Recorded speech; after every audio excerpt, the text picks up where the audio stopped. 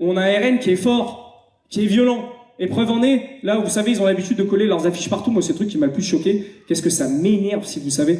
En fait, il n'y a pas de... On discute, on fait comme si... Non, il n'y a pas une affiche du Front National dans cette ville. On n'accepte pas une affiche. C'est la seule chose qui doit nous animer tout le temps. On n'acceptera jamais que l'extrême droite puisse dérouler comme ça ses programmes, ses horreurs, ses violences. Jamais. Pas un tract, pas une affiche. Et ben forcément, on les arrache leurs affiches. C'est notre travail de militants, évidemment en tant qu'antifascistes, mais plus largement, lorsqu'on considère un peu qu'il reste encore de l'humanité dans cette société. Et à force d'arrachage d'affiches, qu'est-ce qu'ils ont fait? Ils ont mis du verre pilé dans leurs affiches. Alors c'est une technique militante assez sadique.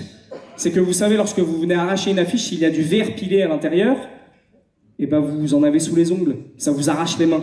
Imaginez un peu le niveau de sadisme et de violence qui peut animer ces militants-là. C'est pas seulement les militants du GUD, pas seulement les militants de l'Action française, etc., avec qui généralement ils n'ont aucun problème à s'allier et à faire des choses ensemble. C'est aussi les militants du Rassemblement national qui vont coller ces affiches-là, qui sont capables d'une telle violence.